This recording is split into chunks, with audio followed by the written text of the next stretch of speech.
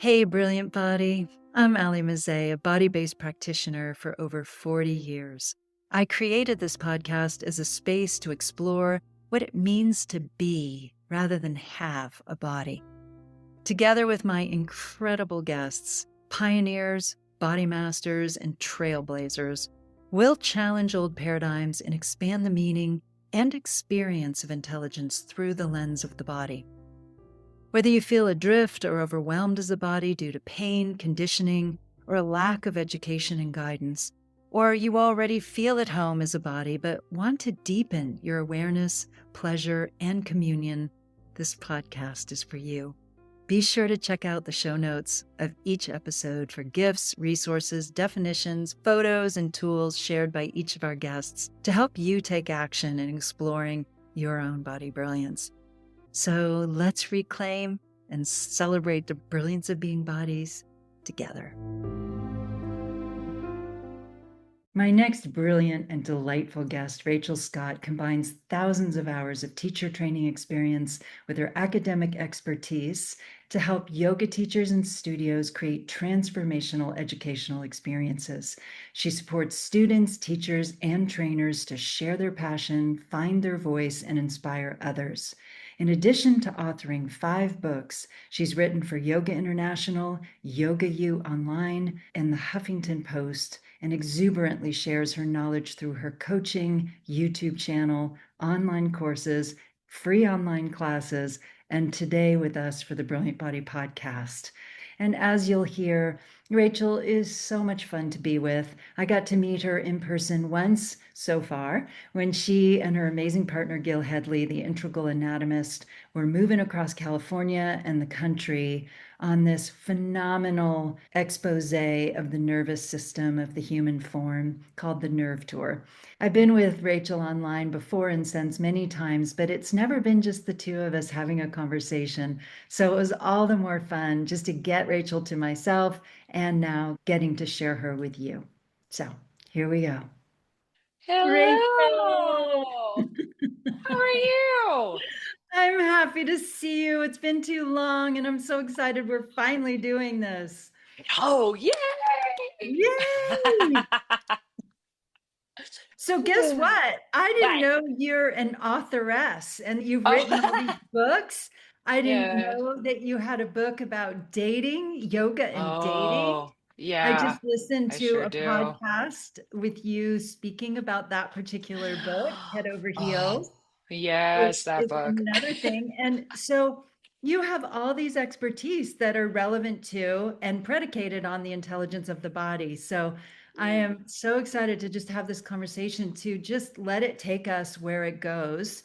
You Great. know what my fascination is, and it must be your fascination, how these things are so much of who we are as intelligent beings and spiritual beings and emotional beings and Mm. alive beings. So that's where I would love to just start is actually probably let's start with yoga because it's something I used to do in days of yore. And then I stopped and I got increasingly, to be really frank, a little icked out with how the cultural fad kind of appropriated some of the beauty of yoga for me. Yeah. Yeah. And can we just start there? Because I feel like you're the perfect person to pull Mm. away the haze of that trend that the Western world and specifically California and Lululemon got a hold of, you I'm know? from the home of Lululemon. I lived in Vancouver for many years, and yeah, the guy who started that is definitely does not feel like a yogi. Okay, well, and I love their clothes, don't get me Yeah. wrong. Oh, they're great. And Yeah. it got so into the trappings of yoga rather than the gifts of yoga. So I just thought, since we haven't done an Yeah. episode about yoga at all, that if we could just start there, Right. that would be great. Why do you love yoga? What is it about for you? Well, yeah, I love yoga because it helps me be present. I mean, it's like, what do we mean by yoga? Because yoga is really massive, right? So when I first started yoga, yoga was about postures and about sequencing and about, maybe there was some pranayama and meditation and sitting and being still for just a few minutes. And then as you learn, you get into it more. Yoga is now about philosophy and about how we live our lives and about who are we and what are we actually. So really, yoga to me now is not believing that I'm my conditioned body mind running around as a personality doing all these things, but to connect with what underlies the matrix, if you will, what underlies reality, what is connecting to us, how do we get connected to our hearts? That's yoga. So I still love postural yoga because it puts me in my body. It puts me in a space that's more aligned with and receptive to being connected, being loving, being kind, which I think is all more in alignment with how the universe kind of works. So there's a few few Yeah. aspects to it. Yeah. Yeah. One of the things you talked about is how yoga provides a pathway and space for exploration, which is what you were just talking about too, or alluding to, that it is a medium through which and by which we're able to evolve basically as humans in relationship, in dating. Mhm. Just talk about that as just your don't love this verb, but use of yoga for the purposes of your own development. Yeah, a yoga practice when we get on the mat is a space where we pause. It's a place where we go, oh, wait a minute. I'm in the moment. I'm in the now. I'm in my body, which so many of us are disconnected from. I mean, I practice yoga because I need it, not because I'm good at it. You know, I'm like a hamster running around like I have all these ideas. Uh-huh. And it's a practice for me to be like, okay, no, you're here. This is your body. This is this moment, which opens up space to reflect, and we can pull ourselves out of the stream of our habits and our conditioning and just our default mode, which runs for most of us runs 90% of our lives. Yeah. And we go, wait a minute. Oh, it's like taking the 40,000 foot view where we go, okay, wait a minute. How am I showing up? And also, how do I actually feel? Because so many of us don't tap into or get disconnected from not only our physical body and the sensations of our physical body and our posture and what's going on, but of course, also the more subtle things like our feelings and all of that, which can guide us and help us to connect more intuitively and with ease and with grace to what we need and how we can, in order to be in the world. So, the yoga space becomes a space of stopping, breathing, feeling, and then being able to be more mindful about, okay, what thoughts do I choose to believe? What experience am I choosing to participate in right now? Can I take a moment so that out in the world we can go like, oh, wow, I'm being a dick to my partner, or wow, I'm so furious. Like, what am I reacting to? And so we get that an ability to self-regulate without it being punitive, because sometimes we do that too, don't we? We're so hard on ourselves, or like, you Yeah. should do this or you should be this way. In yoga, it's kind of like, no, I can enhance my capacity to feel all the feels of aliveness without necessarily inflicting myself on someone else. Yeah. Yeah, so that's the space that I think we get to, and everybody feels it. I think not everybody. People come back for a second yoga class, even from the first class, you do shavasana or something, and you go, "Huh, I feel different," and that's what brings people back. You know, I do know. And I think it's so yeah. interesting what you just described. You're basically talking about, and our recent decades have coined a term for it, which is mindfulness, being more of the body and experiencing the body helps people be more mindful, though I like to think of it more in terms of being more bodyful, but we don't use that word, partially because it's awkward, but partially because people tend to identify themselves as the mind that they're experiencing, as the mind that they are and what they're thinking. Back to good old Descartes, I think, therefore I am. Which So is so people, weird. which is so weird. And yet, what you're describing is the more we feel our flesh and our bones and our proprioception and our interoception, the more we're able to notice how we are in relation to partners and people and animals and careers and money and all the stuff that we encounter daily. Yeah, Ali, I think you should coin the new term. So rather than mindfulness, we can have bodyfulness. Bodyfulness or bodiness. I know. Well, I do have a bodiness blog, which I've been doing more of, to just talk about, obviously I've got a bit of an obsession about what this thing is that we are while we're alive. And what is this to be a body as opposed to a Mhm. mind in a body? And that's what, of course, this podcast is always exploring. And while I'm saying this to you, I can't help but notice the skeleton that It's is gills. I love this. So Rachel has a skeleton in her beautiful studio, sitting in the corner, or standing in the corner, I should say. And you have been in, I can't even imagine the thousands of hours that you have seen the insides of bodies, either via video or being right there on the premises of dissections and intersections of just experiencing the interior of a body. And you teach anatomy to yogis.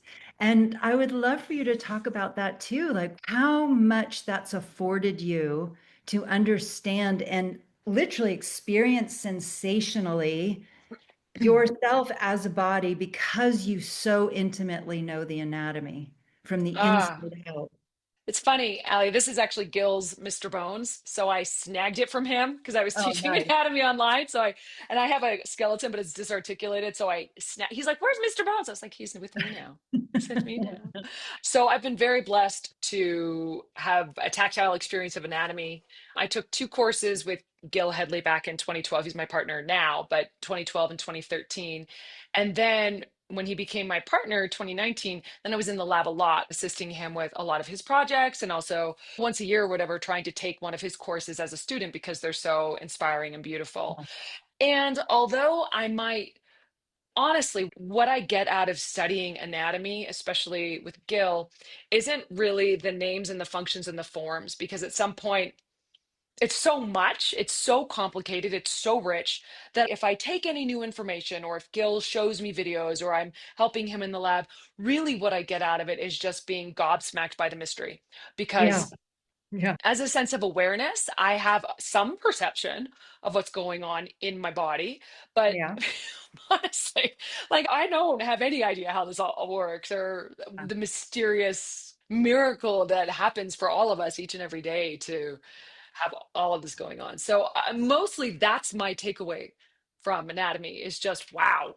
I love Like, hearing that it hasn't worn off for you, no, even after no, all these years and all these hours that you're still gobsmacked. As I imagine we would all be if we get through the formaldehyde and the ick factor that a lot of people would just naturally feel because we're not used to dealing, most of us, with dead bodies, let alone cut open bodies. yeah, And of course, there's also the factor. I mean, I used to think about that, about bodies that aren't cut open might look very different inside than once they're cut open and suddenly, I used to as a who kid imagine what knows? if they're full of fairy dust and as soon as they're cut open, they suddenly become like, flesh and blood and bone, but they actually have this electrical, magical, as you were saying, this mind-boggling functionality and existence and phenomenon that they are that we can't begin to grok. I mean, it's just beyond the beyond. It's just incredible. Beyond. Yeah, Yeah. no, I agree. And Allie, it wouldn't surprise me too if you're exactly right and we are filled with fairy dust. Because you know how they say in quantum mechanics, really, it's only when you observe something that it solidifies out Exactly. of potentiality. I was kind of grappling at that. I was sort of there, and then I was also in If a Tree Falls in the Forest and Nobody's There. I was in that one. And then I was also in a cartoon I saw as a kid in the New Yorker where there was a lion and its natural prey. And when there was a human that came near them, the lion was growling at the prey. But then as soon as the human walked away, they lay down together. So I was in those three images. So thank you for putting your finger on exactly the quantum physics aspect that I was circling Yeah. around. Yeah, it is so amazing. So, what else in particular right now is dazzling you about our bodiness, our bodyfulness, our being bodies? When you're feeling that communion, is there anything in particular Mm. that you're either grappling with right now in your own incarnation, or feeling particular grace about, or both? Oh, it's such a what a beautiful question. So there's a couple things. I'll just start with really simple, like what I'm grappling with. So one of the things is I'm trying to think about like, okay, so what's a spiritual practice? That there's a spiritual practice of I'm more in the kind of like for yoga philosophy, tantric Shaivism kind of world. I love all the things. But is to say, okay, so the world is that my embodiment actually as a manifestation, all of our embodiment as a manifestation of universal consciousness. And so, how do I live in my body and totally love it, totally honor it? This is why I like Tantra, because it's not just like get out of Dodge, go have a transcendental spiritual experience, and the world is Totally. crap. Yeah. So, basically, it's kind of like, hey, the relationships, the fabric of our lives, my body, my embodiment, all of this is part of this great big play. So, I think what I find myself feeling into is it's like recognizing or trying to sit with and feel wow, the connection to everything, but at the same time, also that this is such a gift, Yeah. that this individual expression and your individual expression and everybody in this plan is all also real and also precious and beautiful. So it's tale as old as time, but how do we live our spirituality through our embodiment? So it's not in outer space, it's right here.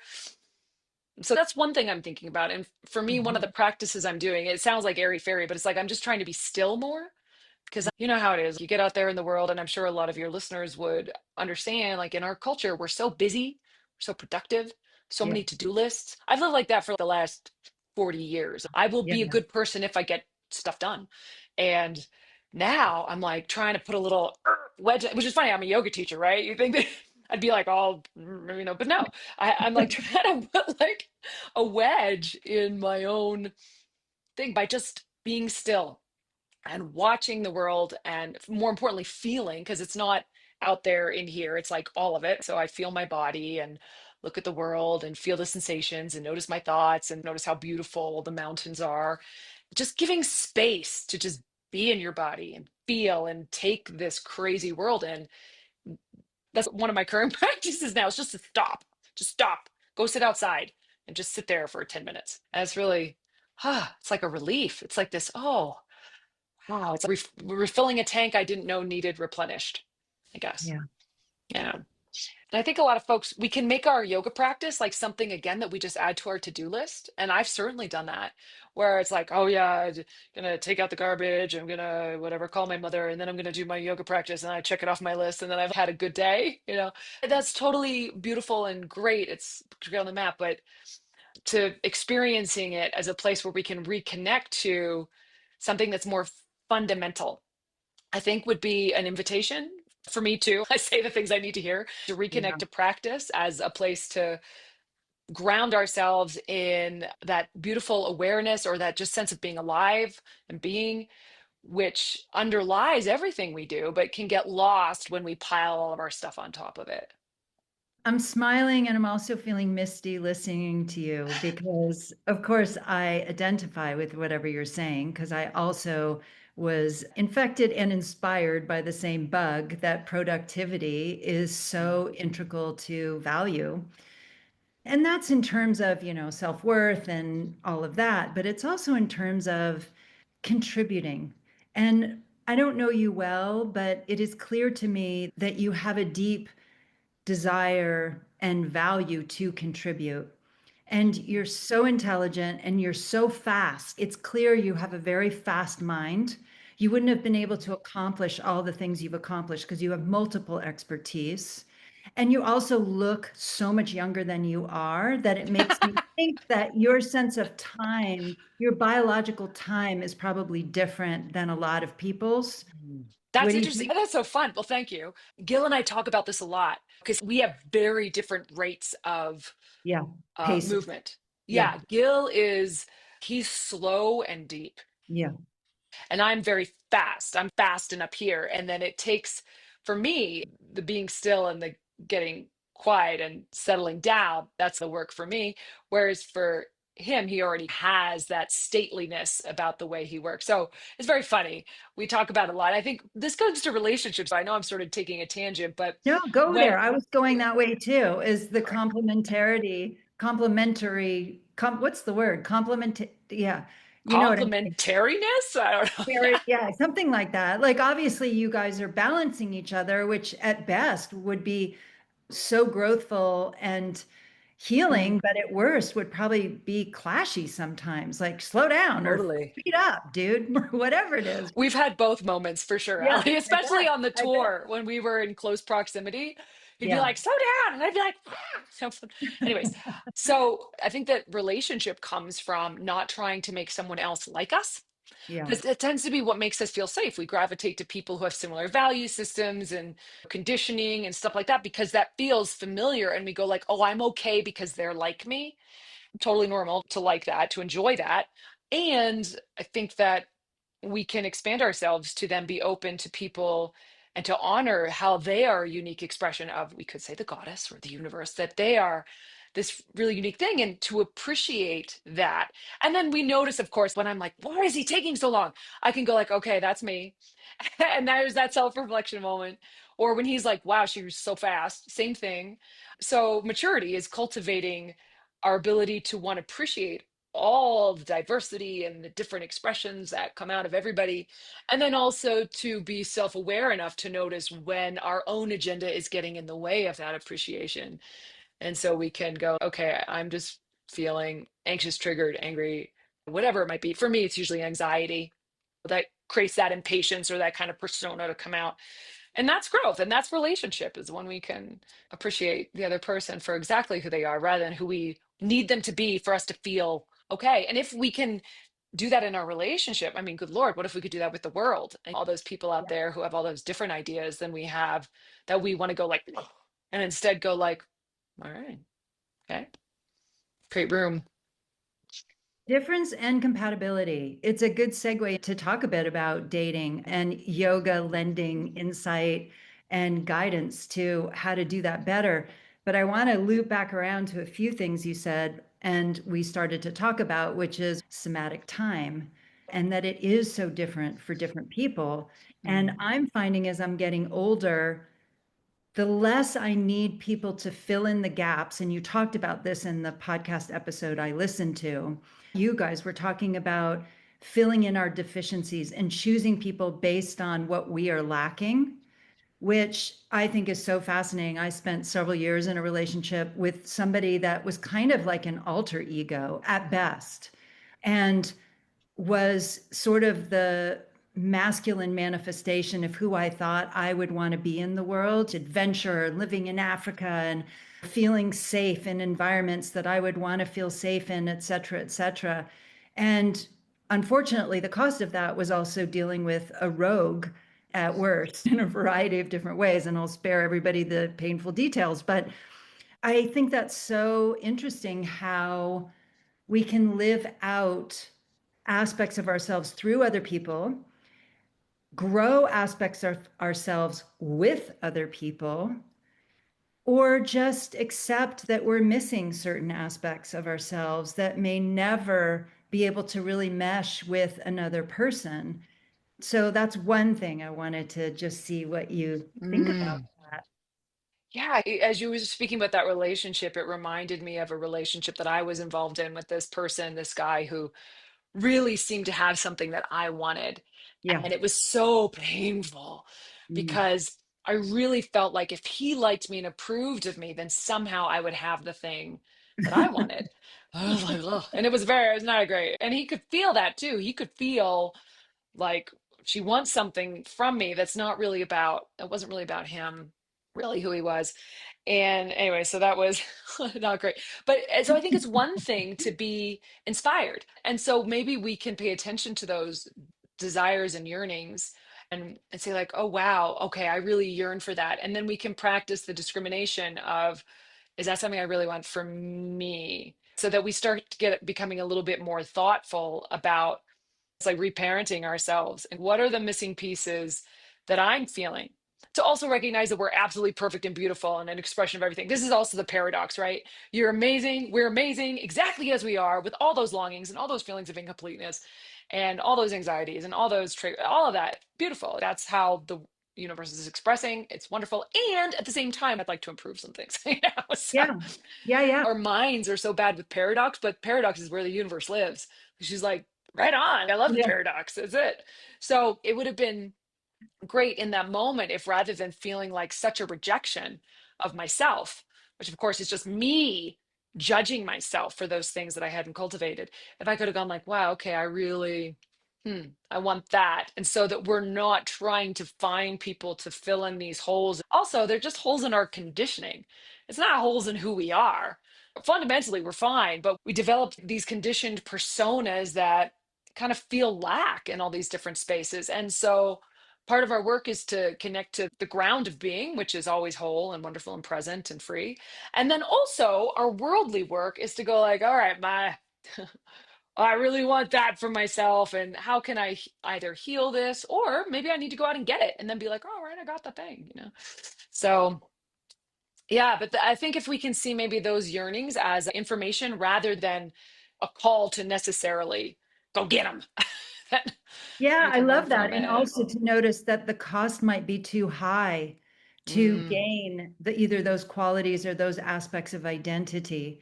Do you really want what goes along with that in the other person or even in yourself? Okay, you want to live all around Africa and get malaria and not be able to sustain a relationship and all the stuff that went along with the reality of those Right. aspects of life experience that I admired so much and got to some extent because I chose that person and it cost me a lot, Ah. which reminds me of something else. There was other things in that. Oh, that now in dating, which I am choosing very different things. And one of them, back to this somatic time issue, is how I feel as a body with somebody, even Mm. if they're not intellectually what would be on my list or culturally would be on my list or things that in the past that I thought I needed in order to feel X, Y, or Z. I'm paying much more attention to, do I relax with this person? What is my nervous system doing Wow. with this person? Which is so completely different because I'm noticing more and more that there's not that many people that I actually relax with, that I feel better around, as opposed to I've got to bump up my nervous system in some way in order to mitigate our differences or in order to, on some level, survive, something, or to be seen or not to be seen, or all the Mhm. stuff that we can contort ourselves with. So I was curious about that too, because of course we can also disregard things that are so important. But in this episode, you were also speaking about just really being able to say yes, being able to say Uh, no, basing our agreement, for example, when to have sex or not, with greater respect than a lot of us have been able to in the past, perhaps. I was really struck by the use of the word respect and what that means, because mm, to me, when I heard you say that, it immediately gave me a sense of a holistic experience of yes, of navigation. mm, So I was curious about what you meant by that and the sensation of respect, I guess, is what I'm curious about. mm. I think that's so wise to make your body part of the. Obviously, it should be, but how many of us just go exactly with what we think, or we all create those lists? They're like, write a list of your perfect person and just Yeah. write down all the things. And rarely is it, and I will feel relaxed. My nervous system will feel receptive. Rarely is it that. Usually it's like, okay, well, they're this tall and they really value these. Yeah. So, and it's not to discount some of those things but to make listening to your body, which has so much wisdom, our bodies have, we can't even, our mind tends to discount the crazy, vast, complex, sophisticated wisdom of our body. So to make that part of the conscious picture, I think is so brilliant. And it seems like a no brainer, but you say that and it's unusual for someone to do that rather than just being stuck in the mind of like, what should I do to make myself look good? Or what were you going to say, Allie? Or, well, or stuck in one's lust, frankly. That's Yep. another way to navigate with the body. What you're Mhm. seeing, what you're desiring physically, sexually, sensationally. So, what happens if because this can coexist, being very attracted sexually, but my nervous system is not comfortable, either because it's jacked up, which can be part of eros and excitement and all of that, or it can be it's jacked up because I'm really uncomfortable here in some capacity, in some way. I know this isn't Mm, exactly right. I'm going to jump off a cliff here and I'm going to hope this works out because I'm feeling desire.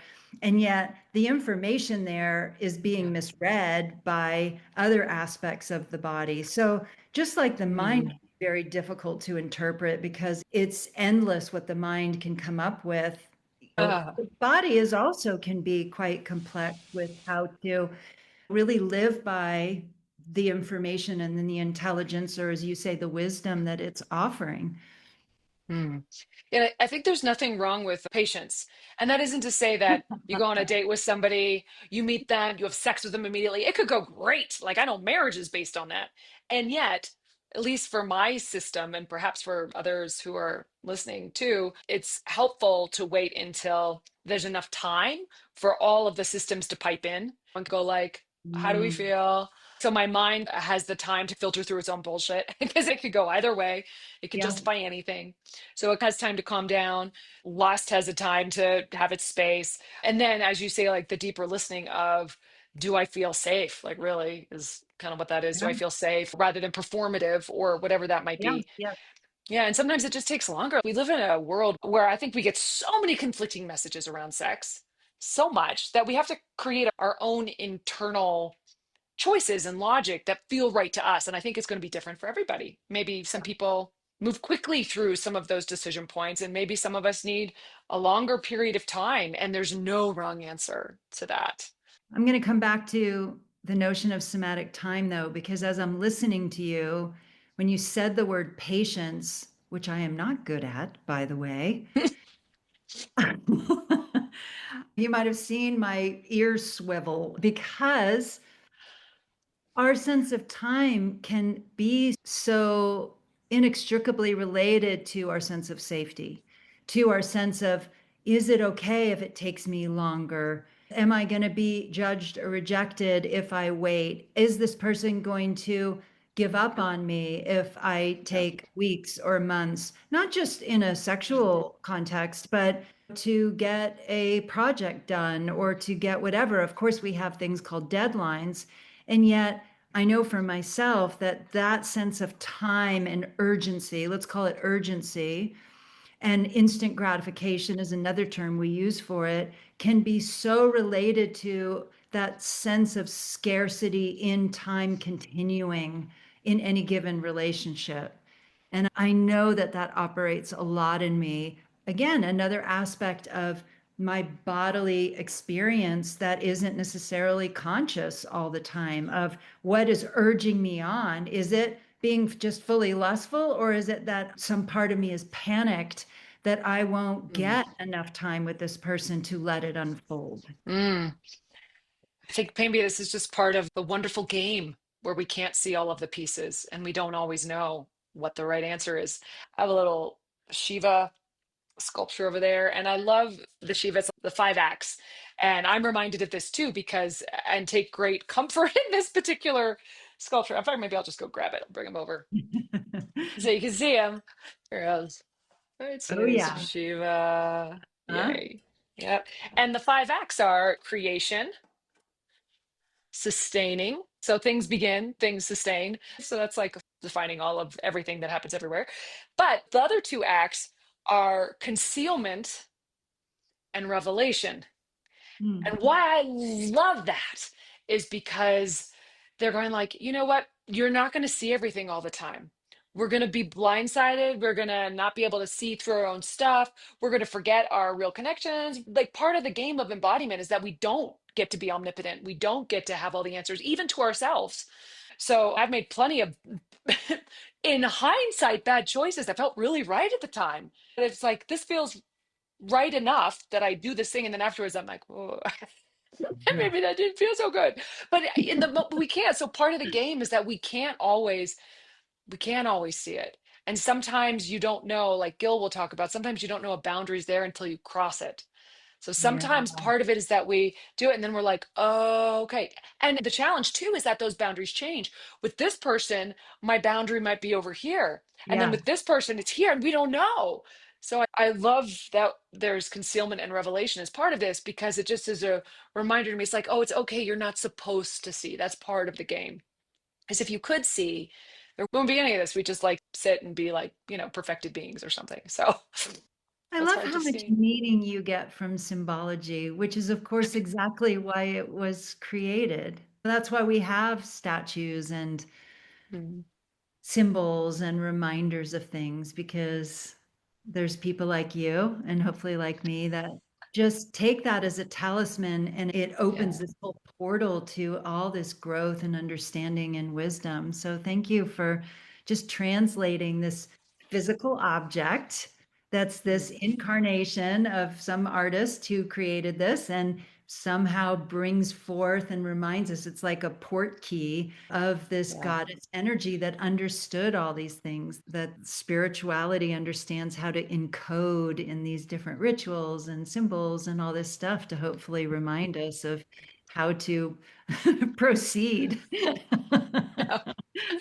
Yeah, or yeah, to have some grace at least around. It's hard. It's not easy being a human on the planet, I No, don't no, think. it is not. It is not. Yeah. And a lot of species at the hands of humans, unfortunately, is even worse. So, whew, definitely humans got some accountability to reckon with, I think.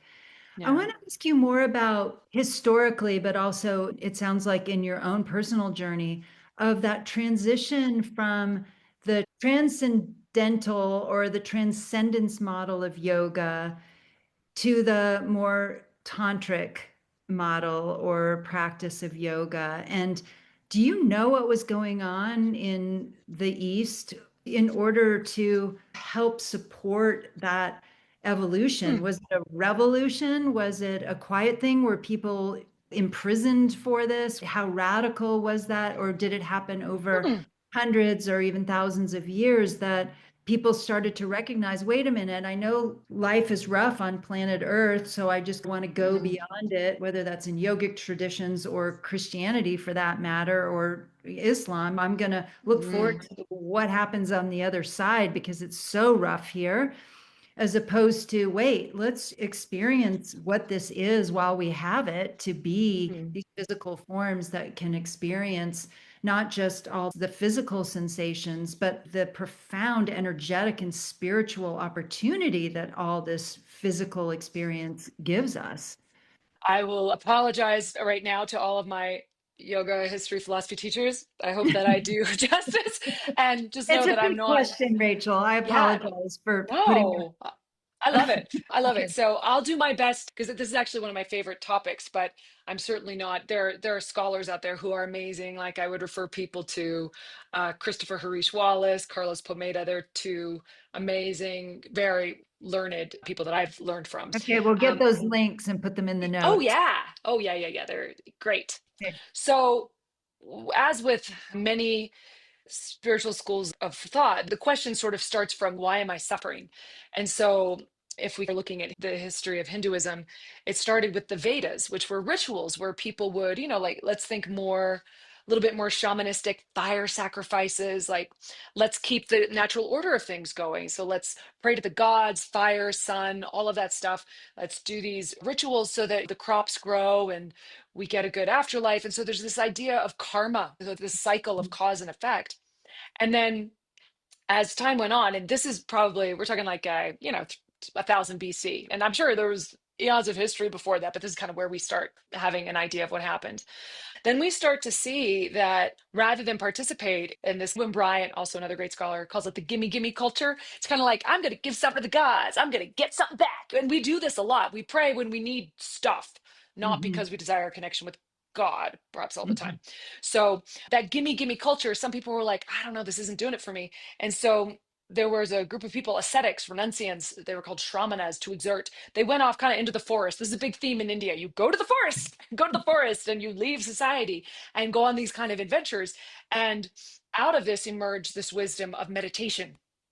So that if you sit in meditation, meditation was the tool from the Upanishads going forward. Again, this is like 700, started 700 BCE and then kind of continued on. Meditate, and then you experience connection with what is fundamental to everything. My individual soul is connected to the universe. So actually, we have this non dual connection with everything starting quite early. But then, as those meditation traditions evolve, that's when we start to get kind of this dualistic thing, which is okay, the world is sort of bad. Everything here is suffering. And if I meditate, and I'm oversimplifying, but if I meditate, then I will connect to that highest thing, that soulful thing, which is untouched. In yoga, they call that Purusha. I'll connect to my individual soul and I'll get out of Prakriti. And so when students study the Yoga Sutras, which is a big yoga text, and all the teacher trainings, everyone's like, it's Yoga Sutras, ah! And everyone's very excited about it. And it is wonderful, but it is dualistic. He is Mm, clearly like, I'm going to meditate.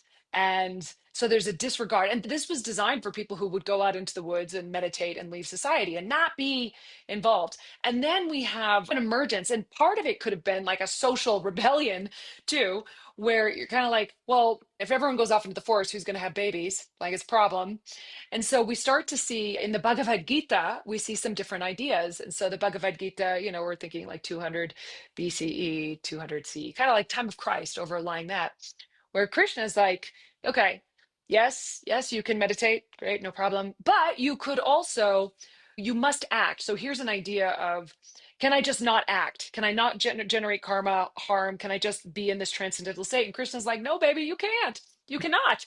You just by breathing, you're acting. A man acts. You can't be in this embodied form and not take action. So do it well. It's not mm, don't take action, it's do it well.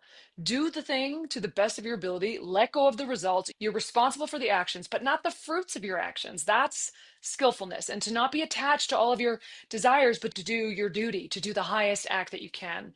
So that was one thing Krishna said. And then Krishna's also like, and you could just love. You just love bhakti yoga, just love me.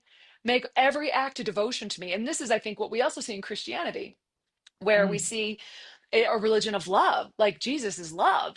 And so I think at this time too, and the yogis might say, and I kind of think this is what the Kali Yuga, we're in the darkest age right now, according to Hindu cosmology, the darkest age of existence. And so it's like, what is needed? What do we need? Well, we need a spiritual system based on love and bhakti and connection. And so I think Krishna offers that. Jesus offers that over here, where he's like love and devotion. And it's kind of simple, and they're kind of like, yeah, you kind of need something simple. Simple. Love, be kind, golden rule, whatever, however you want to describe it. Devotion, total devotion to God.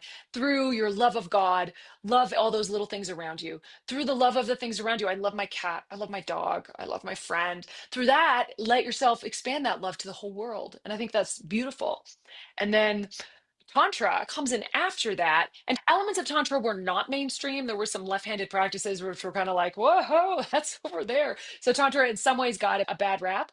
But from what I understand, and this is where I would refer you to Harish for it to be really specific, and this is now talking like, this is like 500 to 1300.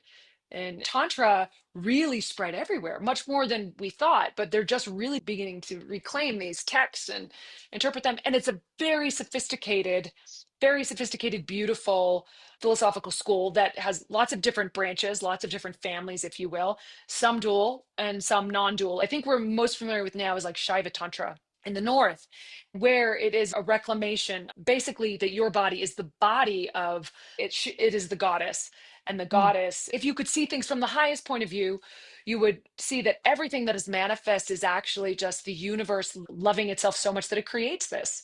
So it's this mm, great play. And that if we could see it from the highest point of view, we'd realize how everything is one.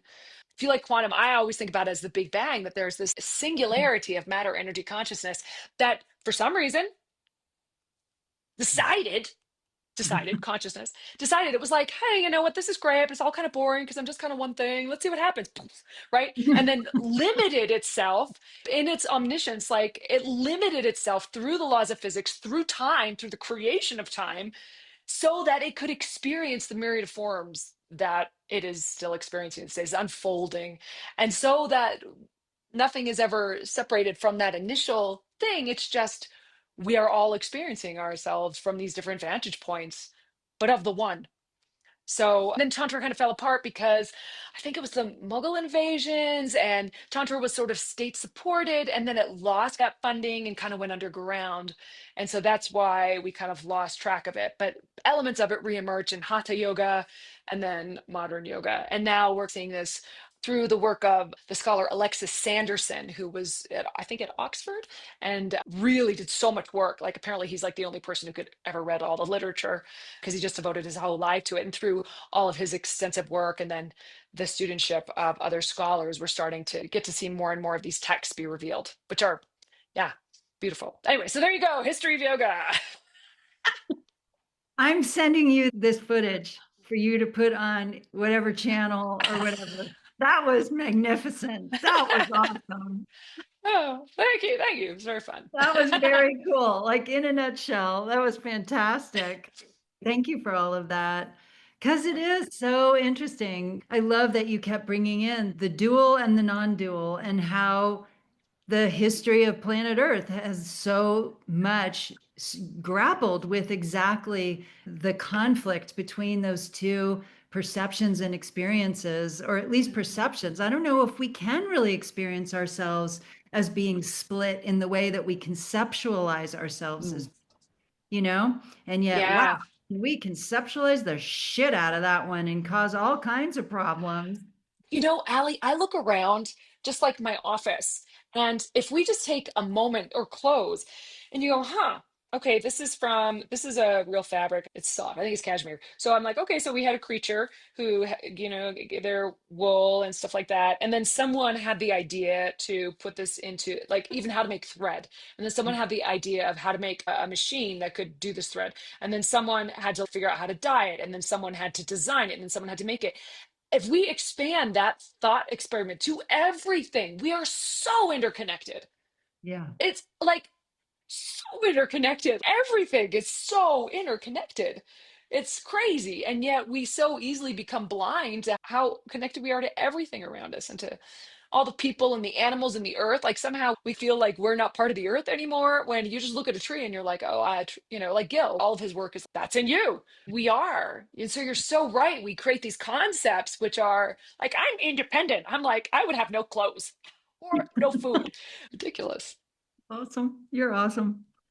I want to ask you, you tell me to what extent you might want to talk about or not talk about this, but I have not talked to anybody, I'm realizing, about childbearing on Uh, my podcast because I did not bear children. And of course, this is mm, such a cornerstone capacity that, in this case, mammals, humans have to bear children. And a body that has not, as opposed to has born children, that's a different thing. And I wanted to talk to you about that if you're willing yeah. to, if you're comfortable doing that, because it's something that I don't talk about very much because so many of my friends have had children and I did not. Cue in the aforementioned rogue. That's a whole thing. And it's very similar to what I heard you say, which is it was more important to me to have a healthy relationship, the one that you felt in your deep sense of self. I'm adding that in, that Yeah. was possible and that was healthy and good for you than it was to be a parent, to have a child out of your own body. And that's something you and Yeah. I share.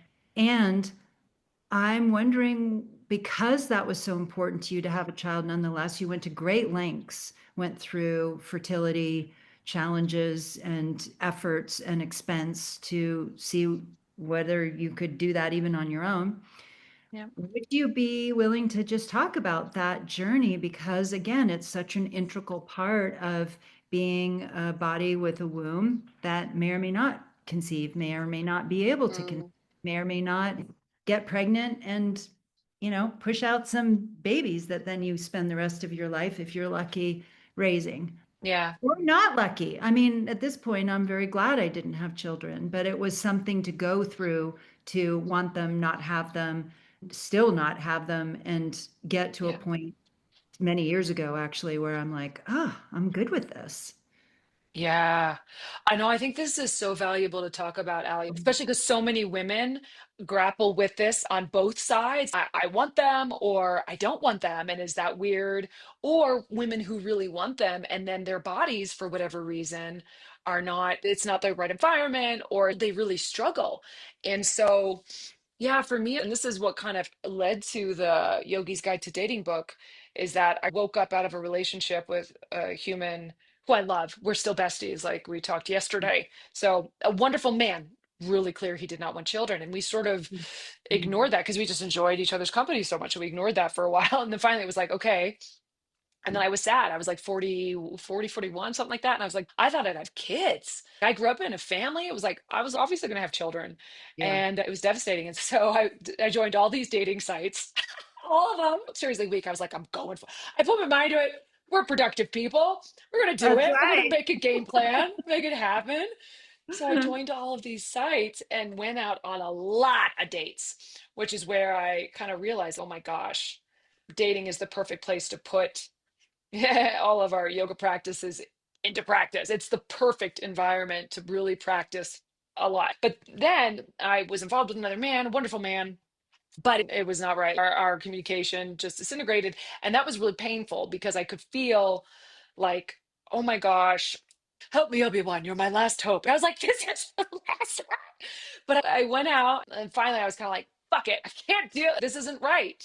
Because it was like our relationship wasn't solid enough. It was very painful. But it was painful not just because of him. It was painful because of my idea that I was losing. And so Mhm. I started to recognize it. And I did go and I found there's this other great man who was like, I'll be the father of your kid and I'll sign anything you want. And that'd be cool. Lovely human again. And I kind of tried that, but it didn't feel right. And then I did the sperm insemination. I went through 4 rounds of that. But I was so stressed out too, because I was so scared too about doing it by myself. And living in my basement suite in Vancouver, like, what am I doing? But I'm really glad I tried it. And then I finally reached this point where I thought, you know what? I put my hand to God. I tried, and motherhood and family isn't going to look the way for me Mhm. that I thought it was going to look. And so at that point, I started to pull up my life a little bit and be like, okay, well, then I'm going to go hang out with my nieces. My sister has 2 kids. They're beautiful, wonderful girls in college now. And I thought, I'll go and I'll hang out with them more. I'll make myself mobile. So if I'm not going to be a mother, and I really do feel that maternal love, but to me, it was also about being with someone else. I thought, how amazing is it that you and another human do this together? So that was also part of Yeah. the magic for me, is Mm. that, wow, that's magical. So even though I tried it with the professional turkey baster, you know, even though I Yeah. did that piece, there was something about that that felt so beautiful to me that I longed for because it just felt so amazing to do that. But I kind of reached this point where I was like, motherhood and that desire to be a mother will come out in a different way through my nieces, and I'm going to take advantage of the things because I know a lot of my friends who are moms, amazing moms. Love them, love their kids, but they can't go anywhere. They are there. That's where they're going to be for 15 years, is they're going to do that thing. Yeah. And I thought, well, okay, if I don't do that, then I'm going to make myself flexible. I'm going to be able to go anywhere in the world, do whatever, because it's a loss of a Yeah. particular potential. So, how can I basically make the most of it? What's the compensatory thing that I can do Absolutely. that'll, Pros and right? cons. Pros and cons. Pros and cons. Yeah. And I also realized after that too that in dating, we talked about this earlier. You want someone to fill those missing pieces. And I do think there's a biological, whatever, we're animals, we're embodied, we have those feelings that I think are also powerful. But I realized that also a baby was a way to fill a missing piece, you know? Mhm. Baby was also a way of being like, oh, what did I want from that? I want to feel the sense of profound love. I'm like, well, let's do profound love then. Darn it. You know, if that's what I'm missing, let me practice that. Let me try to do love. I remember talking to Gil about this because it's so funny because I pulled up the stakes of my life. I was like, okay, I'm ready to leave Vancouver, leave my dear friends, my community, my yoga community that I taught in for 9 years. And then I met Gil, who I lived in Vancouver, Canada. He lived in Florida. And we just started talking. And this was after I'd kind of left the child world. I was like, okay, I'm going to move on. And we started chatting. And I was like, what is this? And then we hit it off. And I remember talking the very first weekend we met and hung out. I was like, I really wanted kids. And he's like, I've had three. I'm done. And I was like, no, I know. I know. But this timing, the timing never would have worked for us to have a relationship before that time. So the universe works in mysterious ways I was going to say sometimes. that you hadn't gone through that whole process and accepted that Yeah. you weren't and found a way to express that, as you say, maternity or love in other ways, you wouldn't have gotten Gil. You wouldn't have gotten each other. I think that's true. That's just so amazing. So, what I was going to ask is, despite all the pain I imagine you went through during that whole process, that whole search, of what is going on with my body. Why isn't it doing what a female body is supposed to do, should do, isn't doing? I'm this yogi, I'm healthy, my body's not impregnating. What was that like for you? Did you trust the intelligence of your body? Did you eventually, it sounds like you did, or did you feel betrayed by it? Did you feel like a Mm, failure because your body wasn't doing what it mm, was designed to do? How did you make sense of your body mm. not responding in the way Right. that we think of as fertility? Yeah, Right. Well, I was in my 40s. So I think I was a little bit more pragmatic than that. I didn't feel betrayed by my body. you I felt didn't. like, no, no, I felt like what's meant to be will be. And I more trusted the big picture of it. But it wasn't like I tried for a year. I only tried 4 times. I say only, that seems like, well, it should just happen. But I had enough context to know that at my age and also pregnancy in general, that 4 times, if I really wanted to try it, I would have gone 12. I would have tried it a year. And then I might have felt like, what the fuck? But four Mhm. times, I was kind of like, all right, if it's meant to be, it'll be. Because I think this is important too. There's ambivalence. And by ambivalence, I don't mean apathy. I mean ambivalence, Yeah. deeply wanting a child and also going like, fuck, this is scary. And all the things I'm going to sacrifice, especially as a single mom, a Yeah. single person, no other parent mom. And then also, it just strikes me that also for women out there who've had children and who love them, but also go like, oh my God, I miss working. I miss having free time. I miss being able to wash my hair whenever I want to. And for us not to blur those things and go like, oh, I can't think that I'm a bad mom. Or for me to feel it somehow compromises my independence to be like, oh no, sometimes I really long for that alternate universe. I think it's okay to have both. I think it's better to hold, wow, it's complex. And I have some feelings of grief and longing, and I have some feelings of relief both ways. Yeah. You Good know, old there's just, paradox of the goddess. that's right. Yeah, and sometimes I wave. I think what's her name? Cheryl Strayed, Ah, amazing author. I encourage everybody to get her Dear Sugar book. But there was this beautiful. She wrote an advice column under a pseudonym, Dear Sugar, for years, and it's so poignant and wise. And there's one where someone's asking her a question, I believe, about it was about childbearing, and she was talking about we have these other versions of ourselves. Sorry, Cheryl Strayed, I'm paraphrasing poorly, but you kind of wave at them from the shore as they go by. And I totally feel that. I feel the threads of my alternate lives in multi dimensions pull at me sometimes. I'm like, oh, there's the life over there where I stayed in the yeah. arts. Oh, here's the life where I was a mother. And you can kind of feel them close to you, but trust that this is the life that this is supposed to be in right now. Those Yeah. also could be happening, right? And who's to say we don't have simultaneous iterations and parallel universes or past lives or future lives where we had I plenty feel of it. children or will or Oh, whatever, but yeah. this is the one we're doing now. Yeah, I'm going to try to exactly. ask you only one more question, Rachel, which is difficult because this is such a banquet of fun conversation. But when you were talking earlier about the spiritual growth, development, insight, and inspiration that you experience when you're yogaing, it sounded like your thoughts about spirituality or your experience of spirituality is really complex. You've obviously read a lot, you've been devoted to this whole tradition that has this vast history, thousands of year old history of concepts and constructs and beliefs and teachings, and a lot of content goes into that version of spirituality. I'm holding that and listening to that description and feeling that description next to in the anatomy lab where there's just a, a gape and agape. There's just awe that also has a spiritual quality to it that brings us to that inevitable pause that happens when we know we can't really understand any of it, at least conceptually, but we can be in the feeling of whatever that is.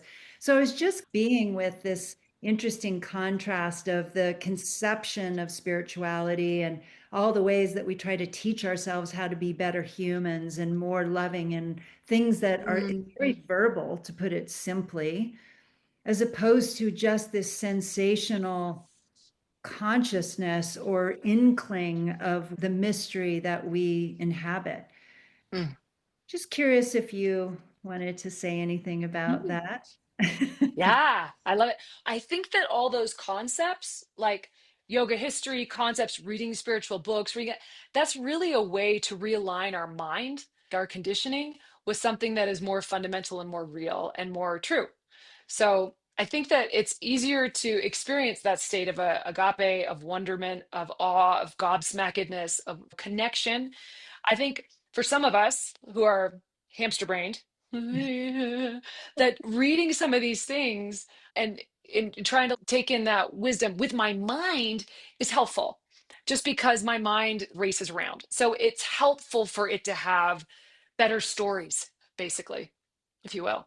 But I feel like the juice or the non conceptual recognition of feeling that, oh, and for me, this is why my practice is going outside and sitting. I have to be still. That's my most sophisticated practice is going and sitting on a chair and looking at the mountains and just not thinking, just to be. That's like my most advanced practice right now because I think that connects with the non-conceptual experience of, okay. And I think that's where it's at. But for some of us who are like head cases, Yeah. the stories help. So, is there Yeah. anything else you want to add about your experience or concept of the intelligence of the body? Just, just make time to listen, I guess. Make time to listen. Give yourself permission to listen, a safe space to listen, even if it's just a little bit of time a day, just to let your body, with all of its beautiful grace, complexity, and all of its witchy wisdom, be a part of your life. I love it. Mm. This was so much fun, Rachel. Thank you for sharing this Oh, time and your brilliance in so many ways. I really, really enjoyed being with you. me too. This was great, such a good conversation and very heartful and beautiful questions, thought provoking. So thank you. Thank you, Allie. It's nice to Yay. see you. Yeah. I know it's great to see you too. And how can people see more of you? We didn't Oh, even get into your educational expertise and how you teach people to have online courses. And I need to become one of yeah. your students, and you do all kinds of fabulous things. Where can they find you? Oh, yeah. Just go to Rachel, Rachel, yoga.com, and you can, that's like kind of a portal to all the different things. And yeah, you can find my classes and education stuff and all of that stuff there. On social, Rachel Scott Yoga is where you can say hi and say hey. So please do if you're interested. All righty. To be continued in all kinds of wondrous ways. Thank you again. Thanks, Allie. Okay. Bye. Bye. Bye. Thanks so much for being with us. We hope you enjoyed today's episode, and we'd be so grateful if you could share it with a friend, leave a review, and rate the podcast. This really does help us reach more people in our mission to expand the global understanding, experience, and celebration of body brilliance. And just so you know, our events and content remain free in our effort to expand the meaning of intelligence, but we do gratefully accept donations to help with our operating costs. So if you have a bit extra and feel so inspired, you can find the link to support us in the show notes.